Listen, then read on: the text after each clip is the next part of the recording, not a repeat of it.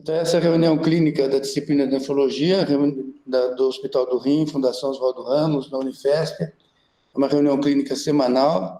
Nesse ano, nós estamos comemorando 25 anos do Hospital do Rim.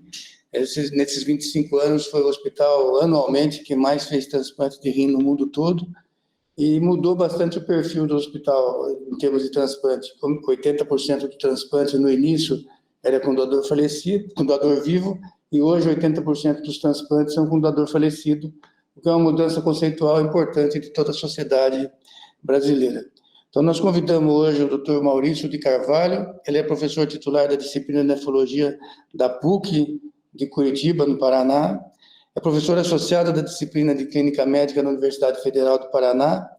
Ele vai falar para nós sobre infecção do trato urinário, que é uma situação muito comum no nosso cotidiano, tanto do especialista como no clínico geral e do ginecologista, talvez muito mais assim do ginecologista do que do nefrologista.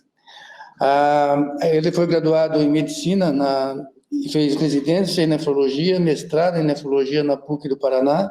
Depois ele fez doutorado na medicina... Na Federal. Oi? Na Federal. Na Federal.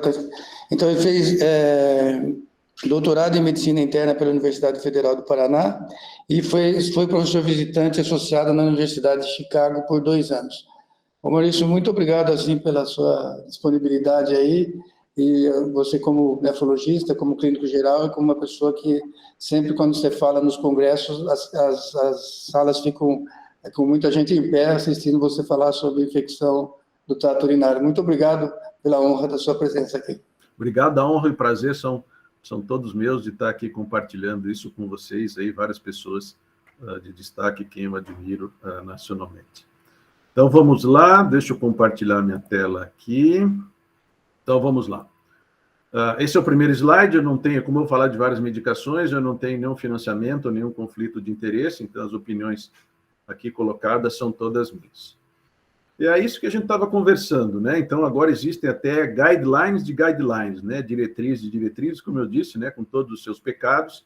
A gente tem que tomar cuidado, porque tem muita opinião aí com nível de evidência baixo, muita opinião de expert, muito interesse de indústria farmacêutica. Mas eu trouxe esse slide para vocês darem uma olhada, respondendo aquela pergunta do Lúcio.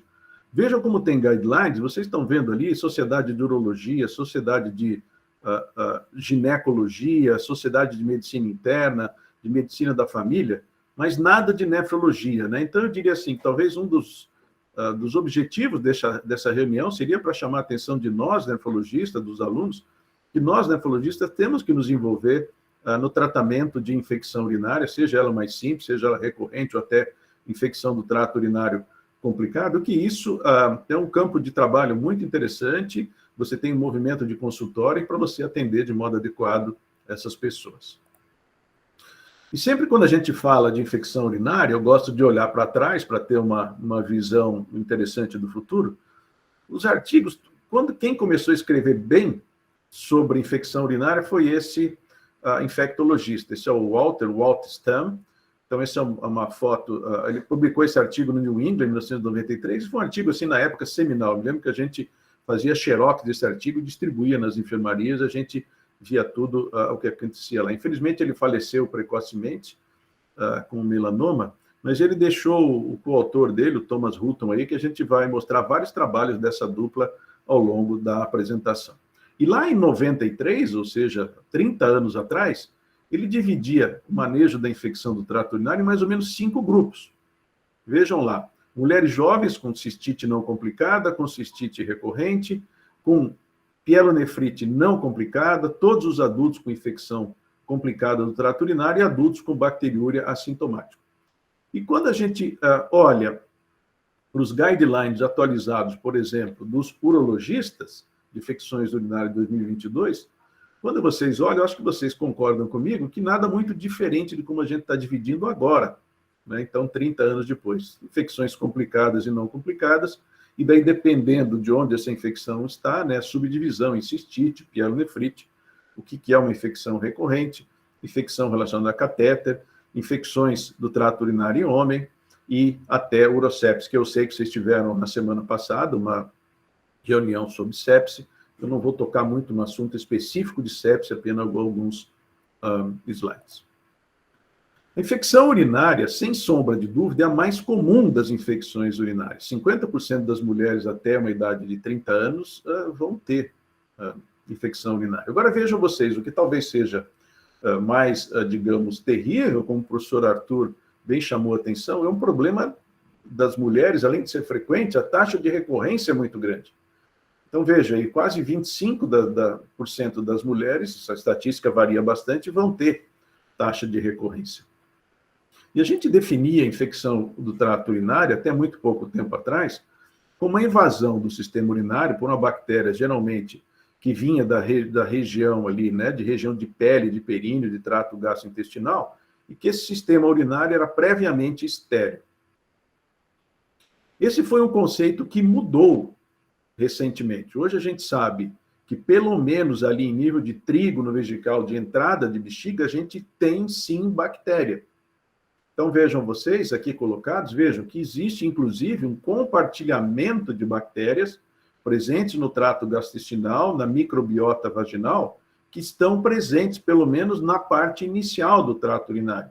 Bactérias como Firmicutes, que hoje a gente sabe que tem um papel interessante nessa biota intestinal, relacionados até à obesidade, mas outras espécies, em laranjas, Firmicutes, que talvez sejam mais frequentes, mas proteobactérias, actinobactérias, bacterióides, ou seja, a gente tem uma flora urinária, que a gente chama de urobiota. E vejam na parte inferior do slide que essa urinária, esse microbiota urinário, compartilha espécies com o intestino em quase 62% dos casos e 1/3 dos casos compartilha espécies com vagina, de onde que vem o conceito, então, né, de que talvez a gente não deva mexer tanto com esse sistema ecológico, com essa urobiota. Por isso que aquilo que o professor Medina colocou, isso seja tão importante. Muitas vezes o que a gente tem que pensar é em não dar antibiótico nesse conceito ecológico, de deixar essas bactérias ali que estão vivendo, digamos assim, numa espécie de simbiose com o nosso organismo. E esse é o slide que eu coloquei, Medina, né? Então, isso vem de uma pessoa chamada Abraham Maslow. Ele fez uma pirâmide interessante das necessidades humanas, mas ele fez também essa teoria do martelo dele, né? Que quem tem o martelo, só tem o martelo, tudo que vê é prego, né? Quer sair batendo em tudo, né? Então, aquela coisa de vez em quando, a gente tem que pensar fora da caixinha, né? E é muito importante a gente tentar diferenciar bacteriúria de infecção urinária. Ainda mais com esse conceito de que o trato urinário não é tão estéril, digamos assim, como a gente pensava, e que bacteriúria, colonização, é um conceito que talvez a gente tenha que encarar mais de uma forma ecológica, que é muito diferente de infecção urinária. A gente precisa ter clínica, a gente tem que esquecer um pouco a bactéria, como eu disse anteriormente, por mais contraintuitivo que isso possa parecer. Então, existem ainda alguns conceitos. A gente define bacteriúria significativa como uma contagem de unidades formadoras de colônias acima de 10 à quinta. Bacteriúria assintomática. Então, esse é um conceito interessante e problemático. A gente tem uma população extremamente restrita para definir isso, que tem que ter pelo menos 2 culturas acima de 10 à quintas na mulher e uma no homem. E ausência de sintomas, uma absoluta ausência de sintomas. Infecções do trato urinário relacionadas a catéter, aquele que ocorre em pacientes cujo trato urinário está cateterizado ou que apareceu isso nas últimas foi cateterizado nas últimas 48 horas. Por que 10 à quinta? Por que esse valor de 10 à quinta? Isso eu aprendi nesse Twitter desse Tony Breuer, um cara muito legal, ele faz umas raciocínios, assim, responde umas perguntas muito interessantes, porque antigamente se descobria que pielonefrite, isso na década de 50 aqui, muitas vezes fazia isso o diagnóstico de pielonefrite retrospectivamente, algumas vezes até por autópsia. Aí começou a se ver, então, olha, vamos dar uma olhada em cultura de urina e vamos ver qual seria um valor diferencial. Como vocês estão vendo aqui pintado em rosa, principalmente à direita do slide, o que diferenciava bem era a partir de 10 à quinta aqui, e que nem pintado em preto aqui, a barra preta, aqui o percentual do total, o paciente com diagnóstico de pielonefrite geralmente ficava aqui à direita do slide, com 10 à quinta e 10 à sexta. Aqui nasceu o conceito, então, dessas 100 mil unidades formadoras de colônias de bactéria por ml de urina. Mas vejam vocês que também um pouquinho esquerda, 10:2, 10:3 aqui de colônia, também estava presente, obviamente, uma proporção maior. Então, por isso, daqui que veio o 10/5. E esse slide também é dele. Vejam aqui aquela dupla que eu já comentei com vocês, o Thomas Hutton e o Walter Stan já não está mais aqui, mas esse aqui é um trabalho do Thomas Hutton, em 2013, que mostra o seguinte. Vamos ver ali o que está pintado à direita do slide, especificamente para a Escherichia coli. Vejam que, em termos de sensibilidade, é muito ruim quando a gente utiliza o valor isolado de 10/5, só 60%. Especificidade, ok, alta. Se vier positivo, né? Se você tiver clínica, você tem a infecção do trato urinário, chega a 99%. Mas na pessoa que tem clínica, até valores de 10/2 e 10/3 devem ser valorizados também. Isso não só para a Escherichia coli, principalmente para a Escherichia coli, mas também, como aqui colocado, para enterococo ou estrepto do grupo B, por exemplo. Ou seja, em resumo, para a bacteriúria assintomática, nós vamos ficar no nosso 10/5 e nós vamos, no último slide eu vou mostrar isso. Mas se a gente vai olhar no UpToDate, e a doutora Kalpana Gupta, ela fala bastante disso nos congressos de medicina interna, que eu vou pelo menos uma vez por ano, eu vou nos congressos do American College of Physicians, só para fazer uma revisão de medicina interna, e ela está lá sempre presente, ela escreve no UpToDate, ela diz o seguinte, olha aqui, ó, que a gente deveria, como clínico, até pedir para o laboratório interagir com o seu infectologista para que quantificar pelo menos acima de 10/3 colônias, porque isso a gente melhora a especificidade e principalmente sensibilidade. Então, vamos basicamente aproveitar aí que eles semearam há 30 anos atrás para dividir nossa apresentação nesses tópicos aqui, depois de ter revisitado esses conceitos iniciais. Então, esse é o quadro típico que a gente vê na maioria das vezes. São mulheres jovens, com vida sexual ativa, sem anormalidade anatômica e que começam de forma aguda com esses sintomas que a gente sabe bem, de disúria, polaciúria, dor suprapúbica. A pergunta nossa, a anamnese nossa, tem que ser muito focada, muito direcionada, principalmente nesses tópicos na parte de baixo.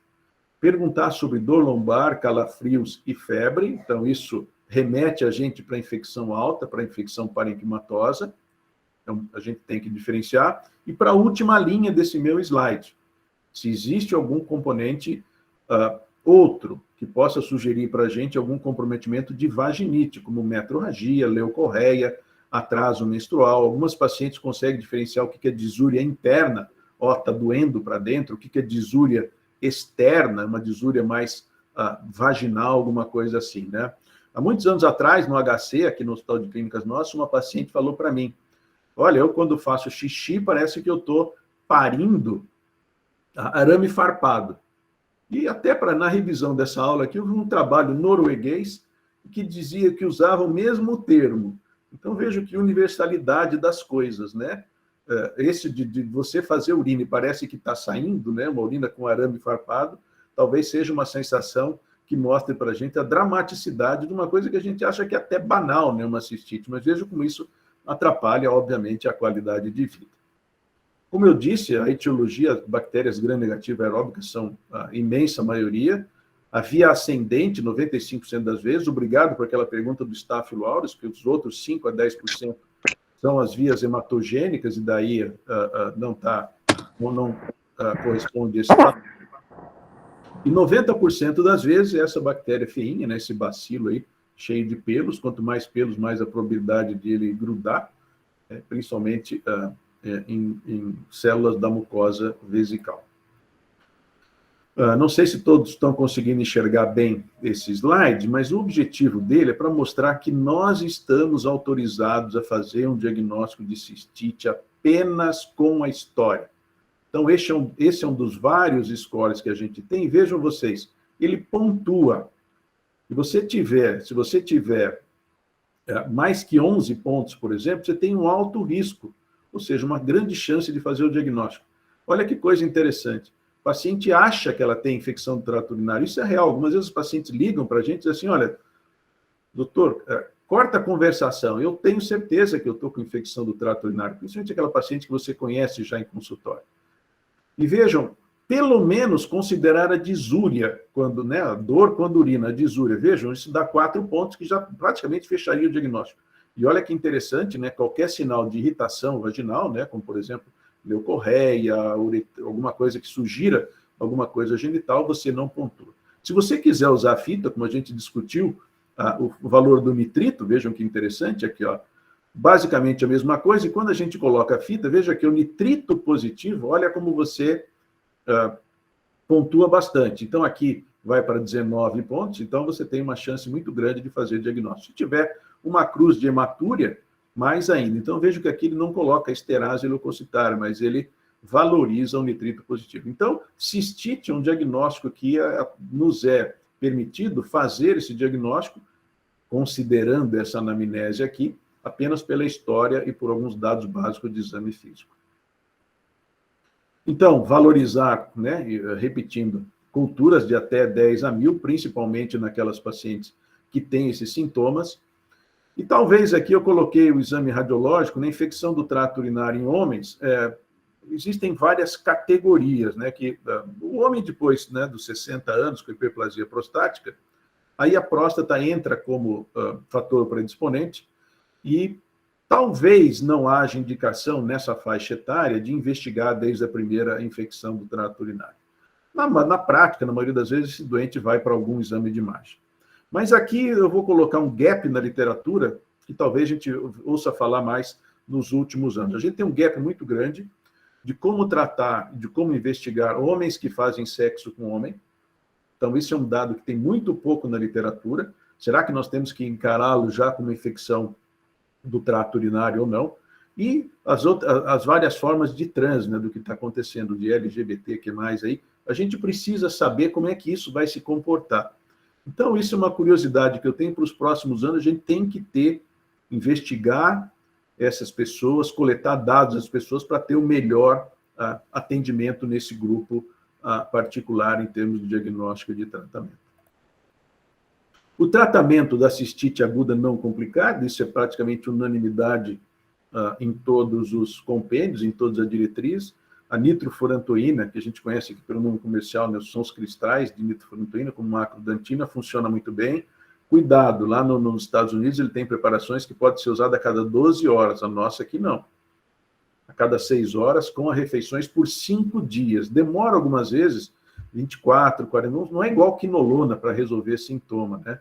Mas demora algumas vezes para ter uma resolução maior dos sintomas. O Monuril a gente usa bastante também, um envelope dissolvido em meio copo d'água, dose única, se puder aguentar um pouquinho antes de dormir. E o Bactrim, depende da resistência, o número mágico do Bactrim, assim, se você souber no teu ambiente que você tem uma resistência ao Bactrim maior que 20%, não faça, ok?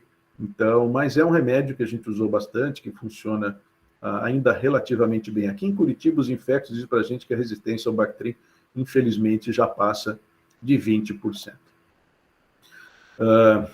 Tomara que vocês estejam vendo muito bem esse slide, mas eu até selecionei aqui para ver o que a gente faz. Se eu não me engano, esta Ana Gales aqui, acho que é uma gineco, uma infectologista aí da Escola Paulista, não sei se algum de vocês conhece, eu vi, ela é de São Paulo. Mas veja aqui, o que está sendo feito? Então, uma análise em vários países aqui.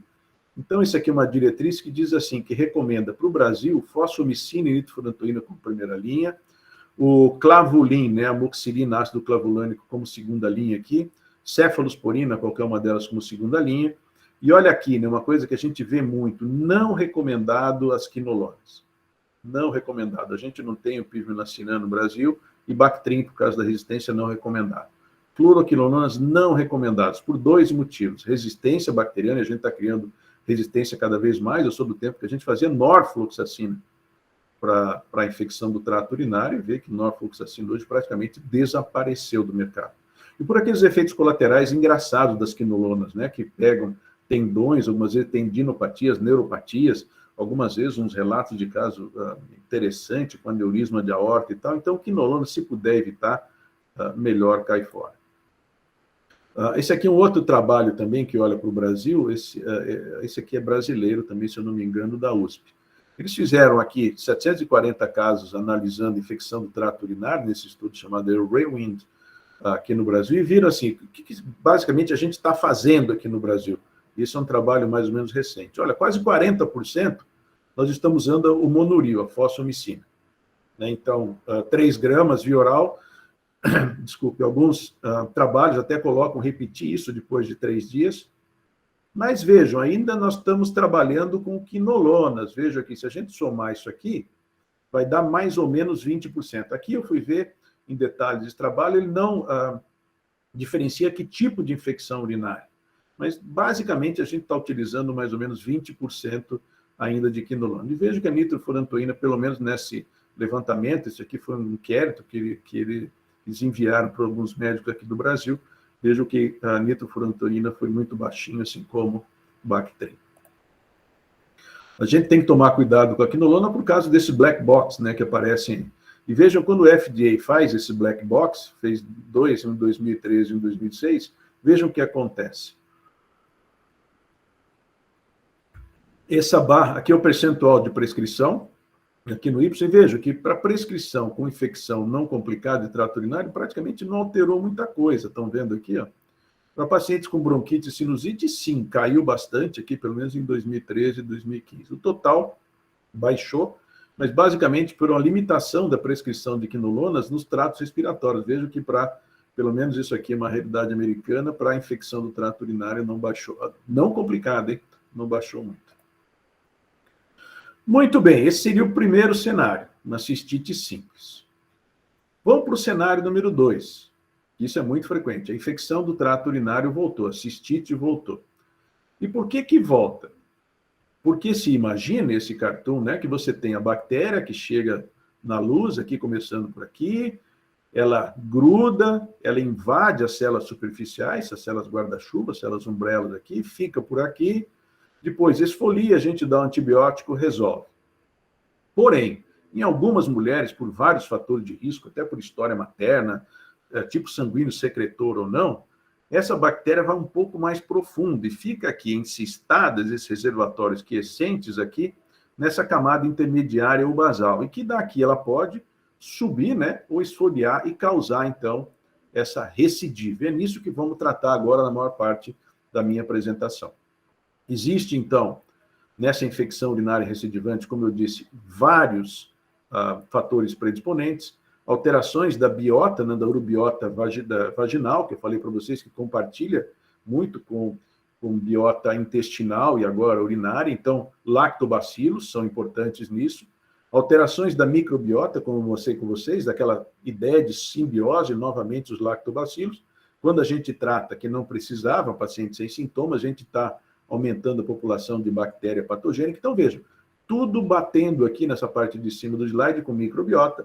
E é claro, daí, né, existe o fator da idade, principalmente na mulher, a diminuição do estrogênio, que leva a uma atrofia urogenital. A gente vai falar disso daqui a pouco também.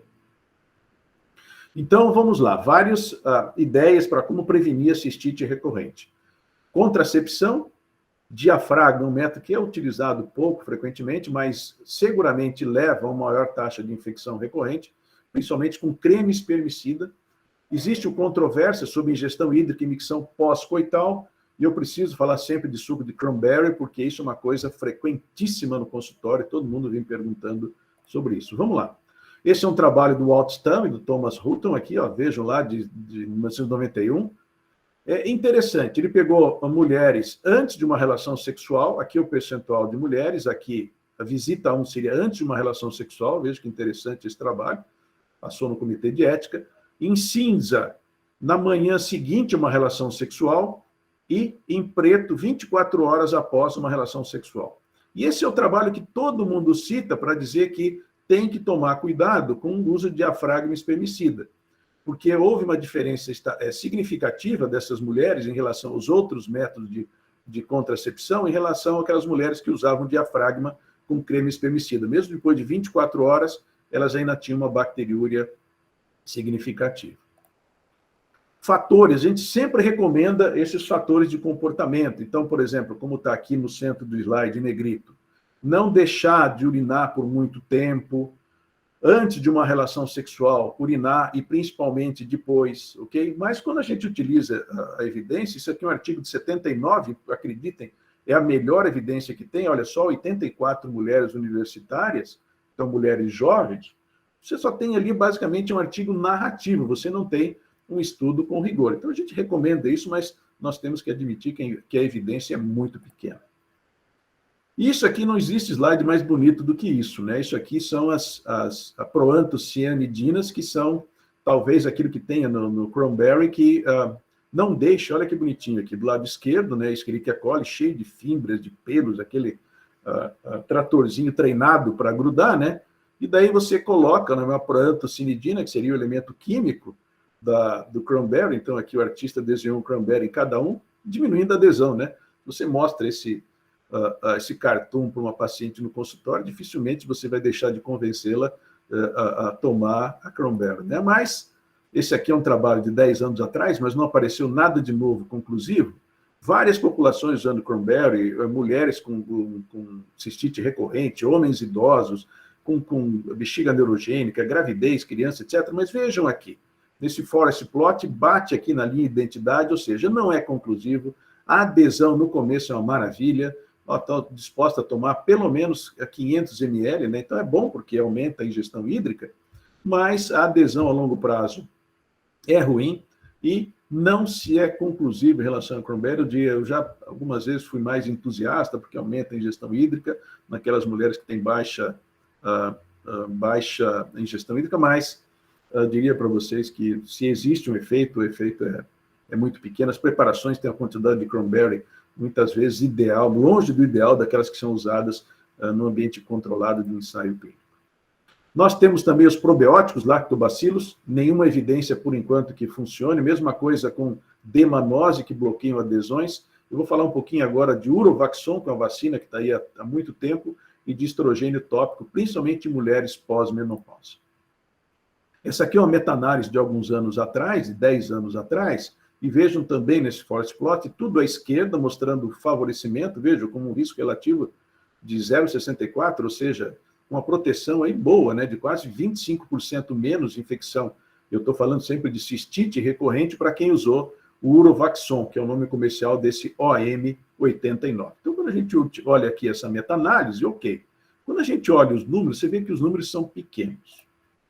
E quando a gente vai ver estudos individuais, como esse publicado alguns anos atrás na Alemanha, os autores concluem assim, olha, uma grande proporção de violação de protocolo, atividade baixa de doente durante o estudo, manufatura da droga foi modificada, então era um lisado, né, esse Urovaxon, lisado de Escherichia coli, se não me engano, 14 ou 18 sorotipos de Escherichia coli. Então, existe evidência, mas de baixa qualidade.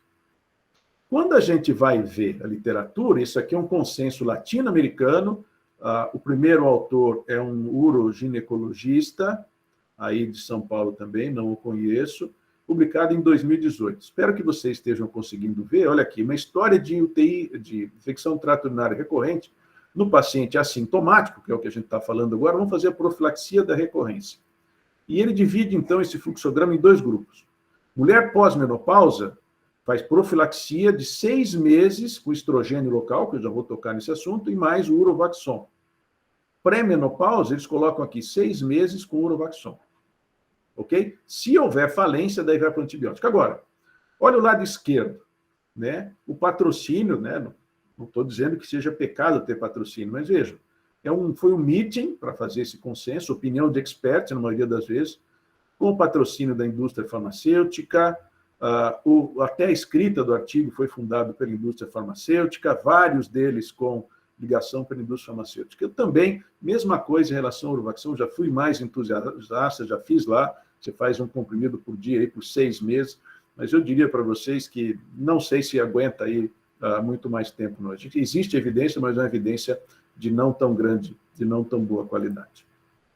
Saiu um novo aqui, esse aqui é uma nova revista do New England Journal Medical Evidence, é muito interessante, que tem lá metodologia científica, e esse trabalho eu capturei agora em janeiro do ano passado. De novo, uma vacina, que é sublingual agora. Vejam vocês, quando a gente olha esse trabalho, em relação ao placebo, episódio de infecção do trato urinário, 3 meses, 6 meses, veja que impressiona, né? Caiu de 6 episódios para 2 episódios, né? A taxa de recorrência caiu. Procurei durante todo esse ano algum trabalho semelhante, não achei nada. Então, tá aí, fica com uma perspectiva, mas ele já tem uma idade de 1 ano e não se ouviu falar muito a respeito, não. Mudando, então, de profilaxia, uma coisa que funciona, tem evidência na literatura e prática clínica também, experiência pessoal, é o uso de estrogênio. Não só por aquilo que a gente chamava de vaginite atrófica, que agora a gente chama de síndrome gênito-urinário da menopausa, que o estrogênio local funciona, mas também, veja que interessante, para trazer de novo aquele conceito de ecologia de urobioma, de simbiose. Na mulher que não tem história de infecção do trato urinário, veja como você tem mais lactobacilos, aqui representado em azul, e alguns genes aqui de antibiótico resistência, mas pequeno. Uma mulher que tem, no momento da coleta, não teve história de infecção urinária, mas não tem no momento de infecção urinária, mas teve história, ou naquela com infecção, que tem infecção positiva, veja o que acontece. Você tem uma disbiose com presença maior de Escherichia coli e aumento desses genes relacionados à resistência antibiótica. E quando você faz, esse aqui é um trabalho publicado no Cell, no Reports Medicine, veja que quando você faz estrogênio, né, então aqui está um cartoon de modo exagerado, você diminui essa diversidade de patógenos e aumenta esses lactobacilos, que têm um efeito bom na flora, que diminuem o pH intestinal, acidificam o pH urinário, que diminui o pH vaginal, e com isso diminui a chance de colonização por bactérias uropatogênicas. Quando você não faz, você tem uma diversidade maior, aumento de streptococcus, aumento de Escherichia coli e desses genes relacionados à resistência bacteriana. E por último, em relação à prevenção de cistite recorrente, quando que a gente utiliza esses antissépticos urinários, a metinamina é um deles, que foi esse ALTAR Trial que eu vou mostrar para vocês. E isso aqui, especificamente, o professor Arthur Beltrame perguntou para mim, do aumento de ingesta hídrica. Para quem fazer? Basicamente, esse trabalho que eu vou mostrar abordou mulheres pré-menopausa.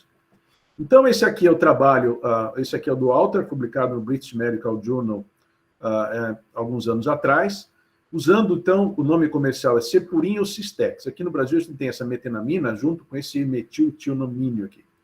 Foi um estudo de não inferioridade, open label, ok? Então, guardem que foi open label, no Reino Unido, 8 centros, tinham bastante infecção do trato urinário. Antes da entrada, olha aqui, média de 6 infecções de trato urinários.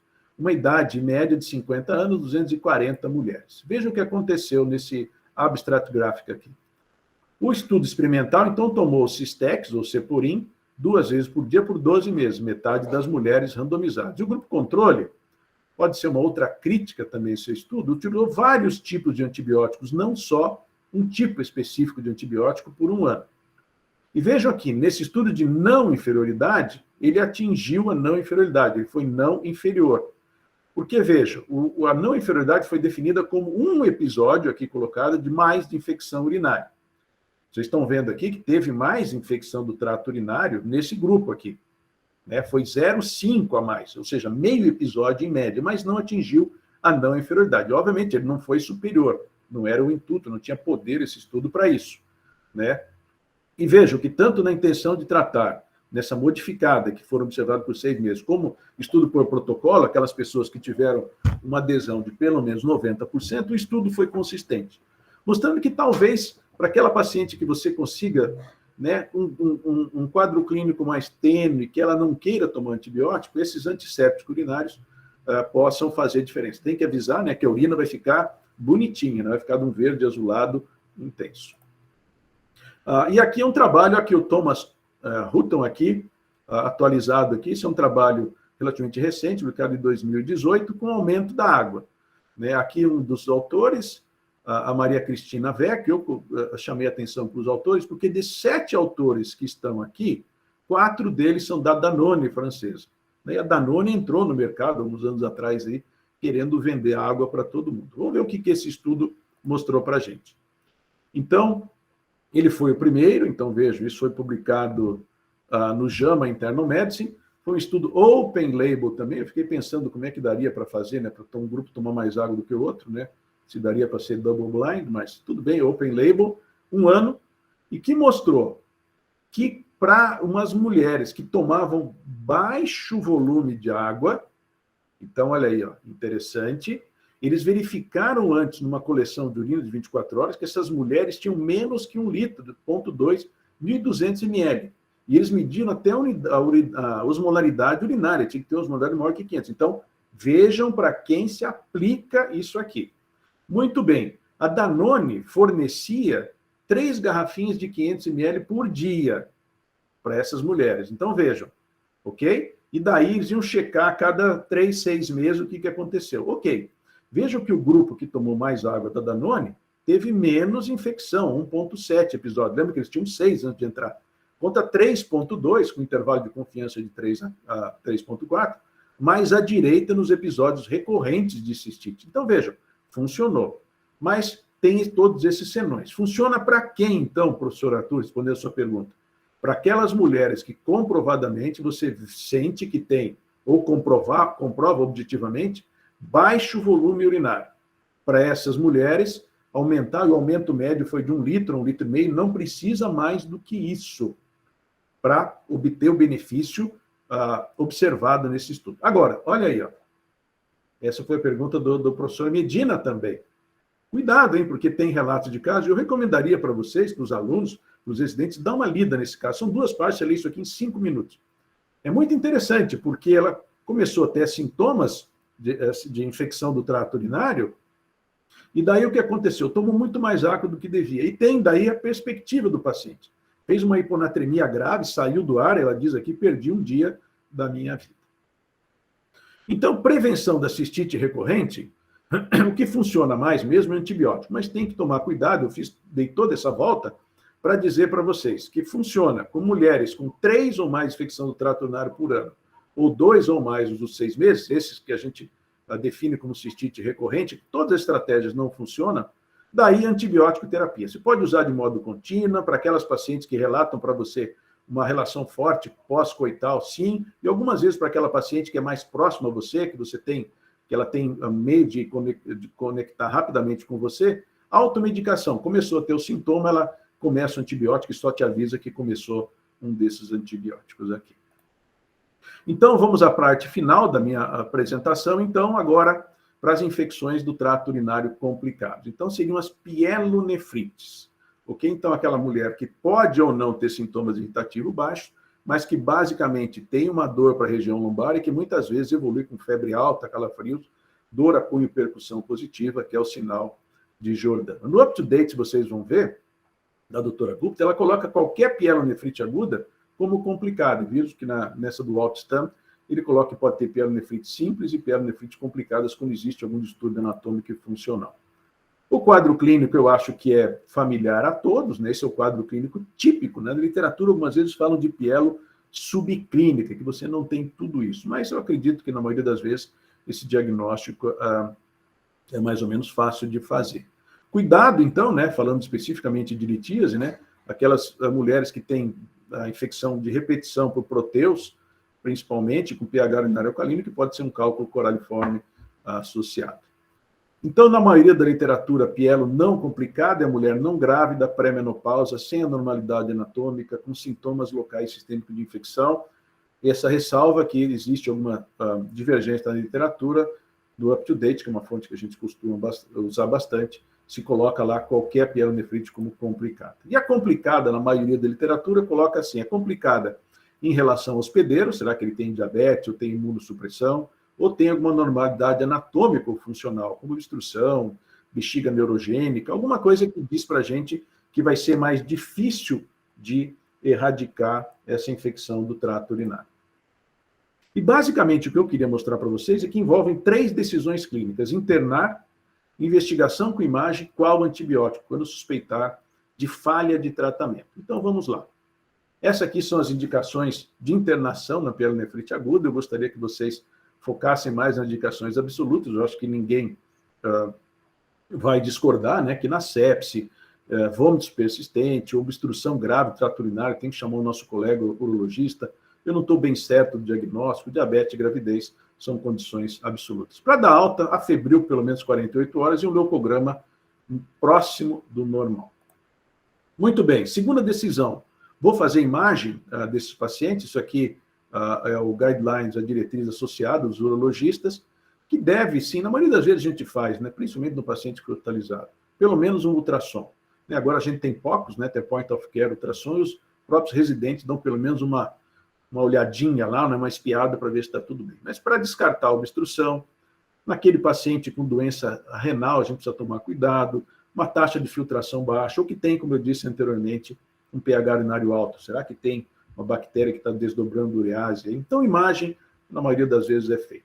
O tratamento. Aqui, sim, pode entrar quinolona, dependendo do grau de resistência que você tenha, pode entrar uma quinolona respiratória, ou até, que a gente faz mais frequentemente nos quadros mais leves, a gente usa uma céfalo de terceira geração. Então, o tratamento da pielonefrite aguda começa assim. Importante, quando a gente suspeita de falha de tratamento, existe um número mágico de 72 horas, então pode ser um pouco antes, um pouco depois, né? Se o doente ficar com uma febre muito alta, até 40 horas, você tem que começar a desconfiar do que está acontecendo, mas o número mágico é assim, tem que melhorar em 72 horas. Mas é claro que pode suspeitar que pode estar falhando se houver uma deterioração do estado clínico, como foi visto nessa reunião na aula passada, se entrar em sepse, né? A gente precisa tomar cuidado com isso. Nesse caso, investigação adicional de imagem é mandatória. Então, 72 horas seria o nosso número mágico aí, mas cuidado, queda do estado geral, você tem que atuar antes para ver o que está acontecendo. Existe consenso na literatura, a gente faz o Quick-SOFA e urina e hemocultura. 20 a 25% das vezes a gente tem hemocultura positiva nesses casos. Então, aqui vocês viram na semana passada como se calcula o Quick-SOFA, né? Todo médico tem que saber fazer isso, quem trabalha em pronto-socorro, quem trabalha em emergência, quem trabalha em UTI, esse paciente tem que ser visto assim. Aí vai depender de onde você está, de onde é a sua aldeia, para ver que tipo de antibiótico parenteral de largo espectro você vai iniciar, principalmente se você tiver sepse associado e você começa isso empírico. Mas eu gostaria de não deixar de lembrar que você tem que remover a fonte de infecção. Corpo estranho, cálculo renal, descompressão, desobstrução, drenagem de abscesso e assim por diante. Porque isso acontece. Isso aqui aconteceu lá no HC algumas semanas atrás. Essa mulher veio basicamente porque tinha trombocitose, plaquetas acima de 1,5 milhão e tinha leucocitose. Foi umas 3 semanas atrás. Veja um sinal clássico da pata de urso aqui. Foi para nefrectomia. Vejam que belo espécime aqui, né? O rim todo dilacerado. Mais uma pielonefrite xantogranulomatose. Aqui também é um caso nosso de alguns anos atrás. Tem ar na bexiga, vocês estão vendo aqui embaixo. Tem ar no rim, paciente diabética, uma pielonefrite cistite enfisematosa, grande pepino, antibiótico só não resolve isso aqui. O pessoal da rádio intervencionista botou um catéter aqui e drenou isso aqui. Então, a gente vê isso com uma certa frequência. De novo, aqui o sinal da pata do urso, aqui de 2010, a gente publicou. Veja como o rim fica todo arrebentado, amarelado. Qual antibiótico? Veja, começamos lá com quinolonas e nós fomos para a Rocefin, para a ceftriaxona. Mas veja, eu posso ir até aqui embaixo. Eu posso ir para a ertapenem, eu posso ir para a meropenem, dependendo de onde eu estiver. Ok? E é muito interessante, isso aqui de pelo menos 7 a 10 dias. A gente ia até 14, mas agora a tendência é ficar nos 7 a 10 dias. Então, o antibiótico vai depender de onde você estiver. Esse é um trabalho que eu trouxe para vocês, que essa aqui é talvez a realidade aqui de Curitiba. Ok, isso aqui é de comunidade, não de hospital. E vejam vocês aqui que a suscetibilidade nossa aqui em Curitiba, isso aqui é de um grande laboratório, do laboratório DAS aqui, que analisou milhares de culturas de urina, veja que nós temos uma sensibilidade baixa para ampicilina, boa para nitrofurantoína, razoável, mais que 20% de resistência a Bactrim, fluoroquinolonas ainda boa, mas com todos aqueles senões que eu falei para vocês, as cefalosporinas, ceftriaxona e cefotaxima de terceira geração muito boa, e a nossa velha gentamicina, né, que a gente parou de usar por um bom tempo e agora está voltando até aí, né, como uma forma de desviar dessa resistência de 93%. Ou seja, o antibiótico depende de onde você está, né? Felizmente, a gente conta com os infectos no nosso hospital, acredito aí no hospital também, que eles vêm e dizem para a gente, olha, pode ir para esse antibiótico, descalona para esse, porque as bactérias aqui no nosso hospital são assim. E o que me desanimou um pouco de estudar antibiótico profundamente nessa situação, né, de transportar um dado da literatura americana para nós, porque os infectos dizem para a gente assim, olha, eu vou dizer uma coisa para vocês, para você, Maurício. Dependendo de qual UTI do hospital que o doente está internado, o antibiograma é diferente. Então não dá, né? Então eles chegam para a gente e falam, aqui nessa UTI o melhor antibiótico é esse, e assim por diante. Esse é um dos meus últimos slides de bacteriúria assintomática. Então vamos começar com a parte de cima. Não faça rastreio ou não trate, principalmente nessas condições aqui, mas eu vou chamar a atenção para duas delas. Idosos institucionalizados. E o erro, e talvez a arte e ciência mais comum, seja aquele doente que está institucionalizado e tem uma queda de estado geral. Alguém faz uma fita de urina, um parcial de urina, tem leucocitúria. E esse paciente recebe antibiótico.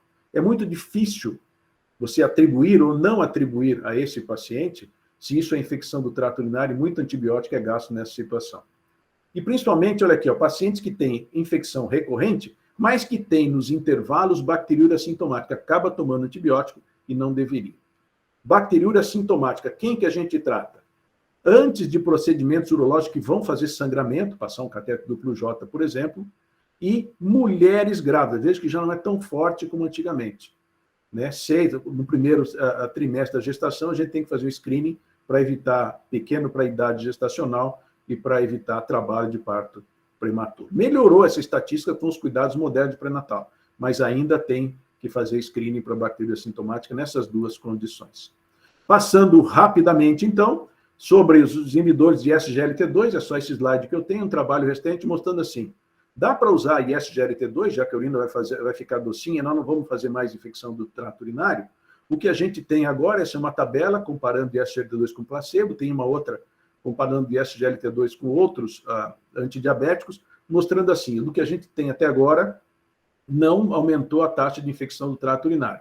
Aumentou micose, aumentou candidíase, principalmente candidíase vaginal na mulher, mas infecção do trato urinário, a literatura diz para a gente, dá para usar. É isso então, esse é um dos meus ídolos, o Richard Feynman, um físico, prêmio Nobel de Física em 65, teve aqui no Brasil, descascou o nosso ensino, mostrava que a gente só fazia os nossos estudantes decorarem, o interessante na nefro, por isso que nefro é fascinante, porque nefro a gente tem que pensar e usar fisiologia o tempo todo. É isso então, aqui é o HC, onde eu fico a maior parte do tempo, esse aqui é o pessoal, residentes e alunos da medicina interna, que a gente toda manhã está junto. É isso então, obrigado, e se houver tempo eu estou à disposição para as perguntas.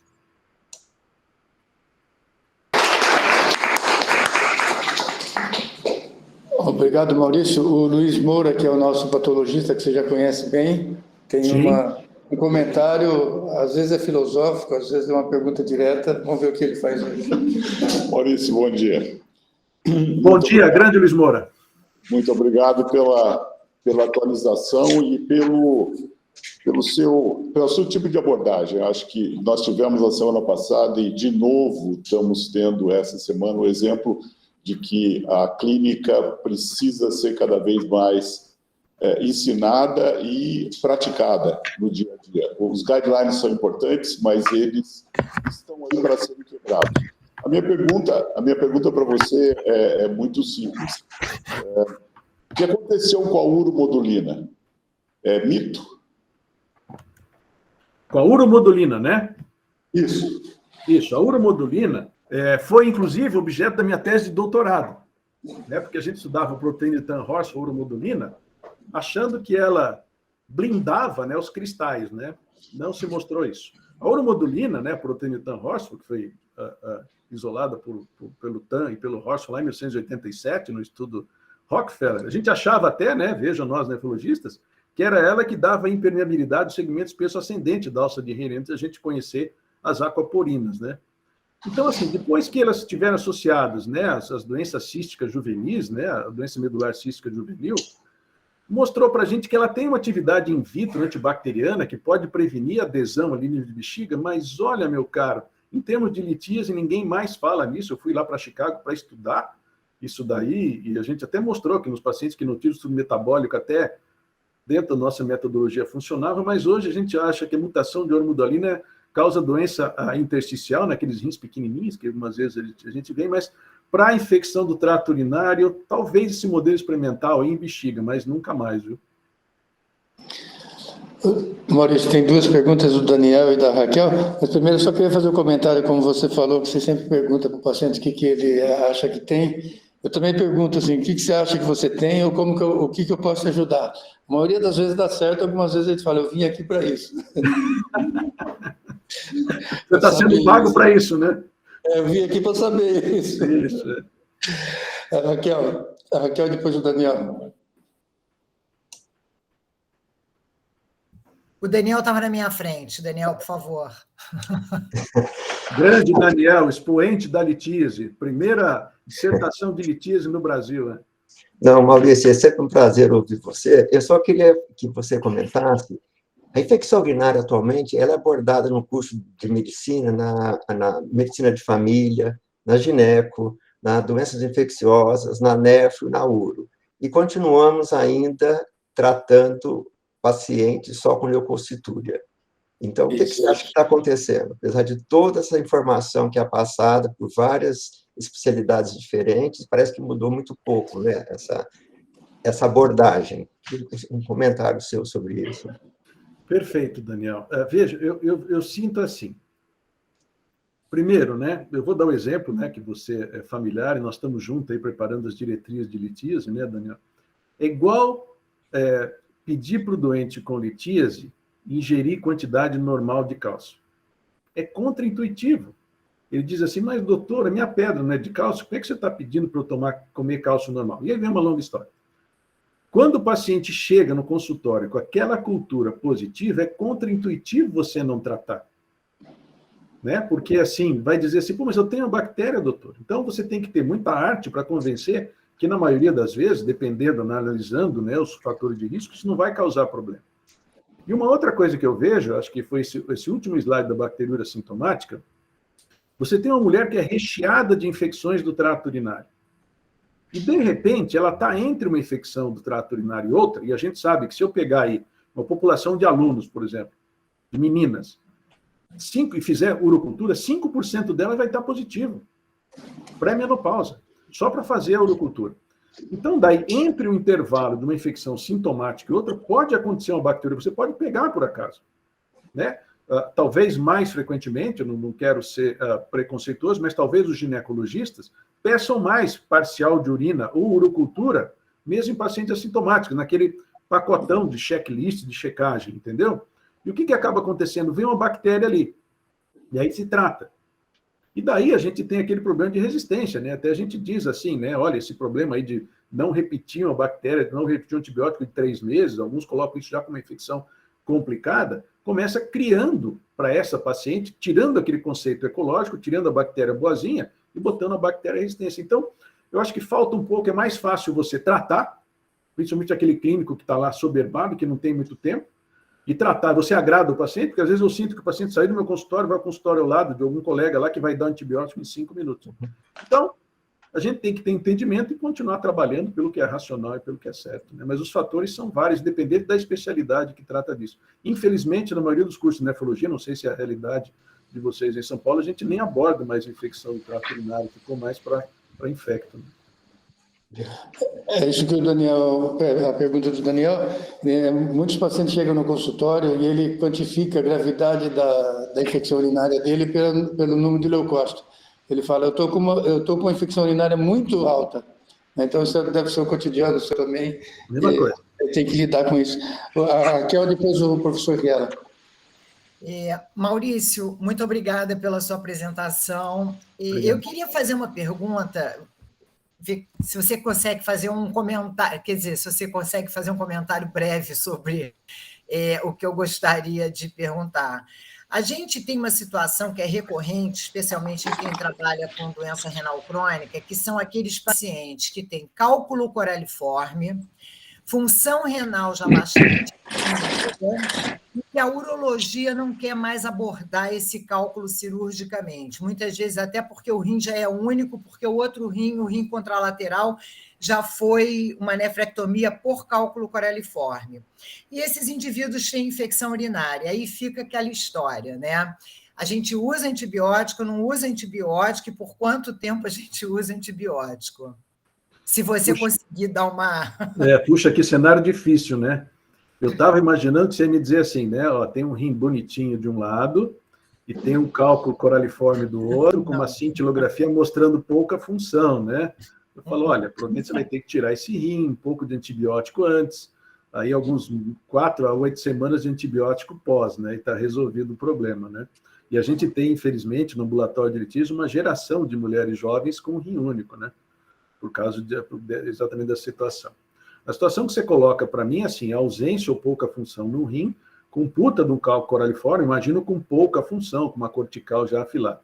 É impossível, né, Raquel? Porque a bactéria está dentro do cálculo.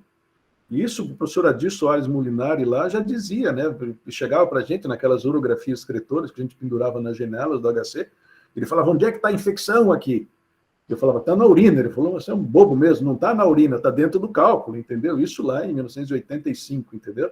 E se você não tirar o cálculo, vai voltar, você nunca esteriliza esse trato. Então, algumas vezes a gente faz, e veja aí, né, estou sendo assim mais arte do que ciência, né, você deixaria um antibiótico para evitar uma grande proliferação bacteriana, evitar uma clínica. Agora, não no sentido de esterilizar esse paciente, agora é insolúvel, né? Eu imagino que, pela progressão da própria doença, um candidato aí a diálise, eventualmente, nesse caso, com todos os óbitos aí, você vai ter que fazer nefrectomia, né?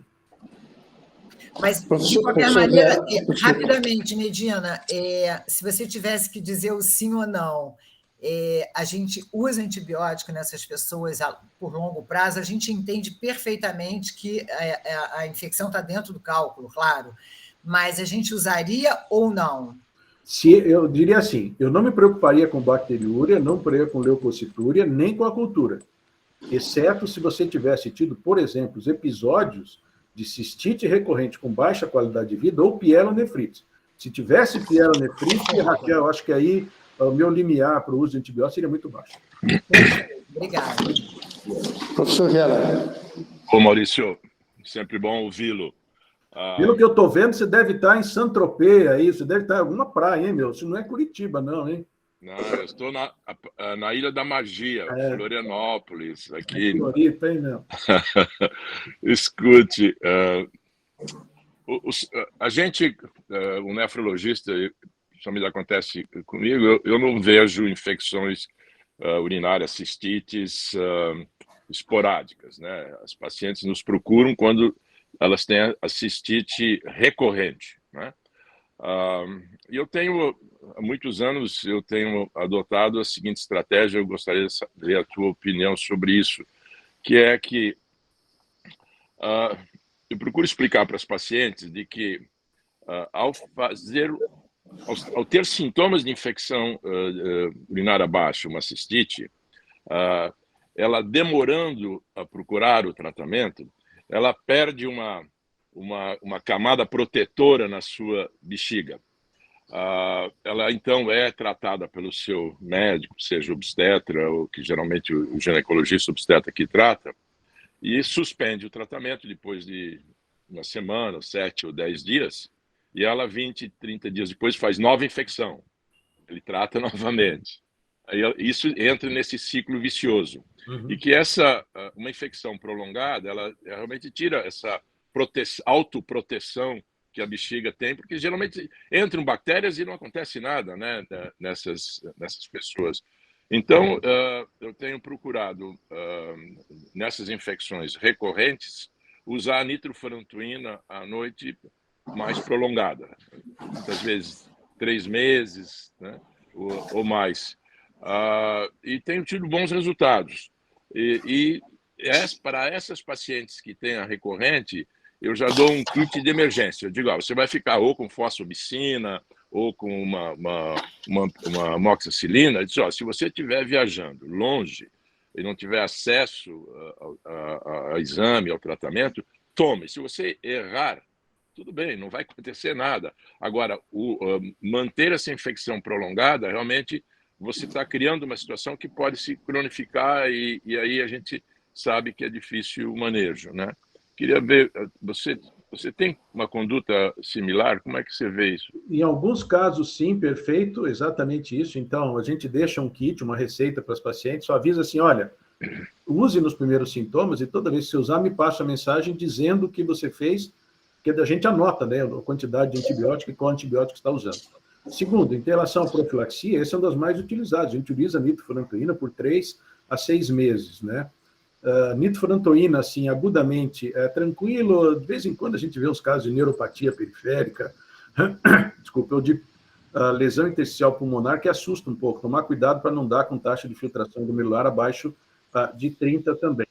Eu uso algumas vezes como alternativa fosfomicina, né, um envelopinho a cada 10 dias, aí pode ser uma possibilidade diagnóstica. Então, a resposta é sim, né? Quer dizer, eu acho que para aquelas pacientes que você vê que tentou até aquelas outras medidas que a gente comentou e não deu certo, é um dos melhores tratamentos, entendeu?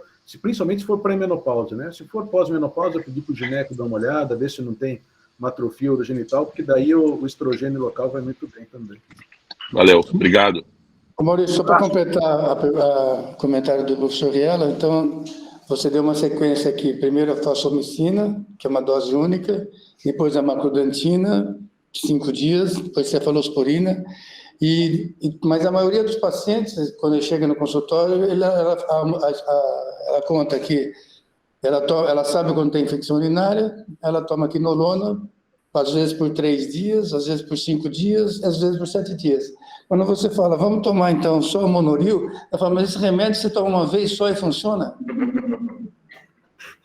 Então, e você sabe, né, que eu acho que não deu tempo para mostrar, teve estudo comparativo entre os dois, entre fosfomicina e a nitrofurantoína. A nitrofurantoína deu de lavada na fosfomicina. E um dos motivos foi porque um estudo open label e a macrodantina, né, no caso deles, usaram a cada 12 horas, né, por 5 dias.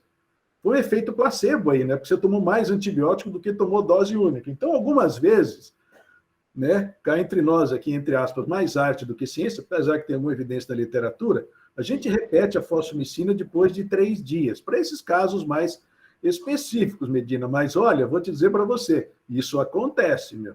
Isso acontece. Às vezes você coça a cabeça, fala, puta, será que eu vou para um clavulin agora? Vou para uma cefalopina? Então, você começa a derivar, mas que isso existe, existe. Né? Então, Maurício, eu queria agradecer muito. Eu vou anunciar agora primeiro a apresentação daqui 15 dias. A semana que vem é terça-feira de carnaval. Na semana seguinte, o curso, se encerra o curso dos residentes aqui na escola, aqui na disciplina de nefrologia, no Hospital do Rim, e tem uma discussão de um caso clínico com o professor Sérgio Stella e o prêmio Sérgio Stella, que é o prêmio dedicado ao melhor residente que terminou esse curso agora de 4 anos, 2 anos de clínica médica e 2 anos de nefrologia. Então vai ser essa apresentação daqui 15 dias, semana que vem não tem. Então eu queria te agradecer muito, Maurício, passar a última palavra para você, agradecer muito mesmo a sua presença, assim, é apresentação super didática, super prática, e que certamente vai ter um acesso muito grande no YouTube, e nós vamos passar também essa informação, vamos procurar divulgar no grupo de ginecologistas, que são as pessoas que atendem primeiro essa queixa, acho que antes de chegar no nefrologista, como o professor Riela mencionou. Eu queria te agradecer e passar a última palavra para você. Não, eu mais uma vez, né, agradeço inicialmente o convite do Lúcio, o teu convite, né? Quer dizer, é um prazer enorme, né? Existe o lado bom, né, do virtual, né, que traz a gente junto, né? Imagina se eu tivesse que deslocar, ir para São Paulo e tal, né? E existe o lado ruim, né? Porque agora ficaria muito bom, né? Porque a gente terminaria a reunião, ia tomar um cafezinho, agora é contar um mundo de história, né? Mas assim é o mundo, né? Quer dizer, pelo menos a gente interagiu um pouco e quem sabe numa próxima a gente se encontra, bate papo e a gente toma um café junto para contar vários causos aí, que isso é muito legal, né? Então, um abraço, Maurício.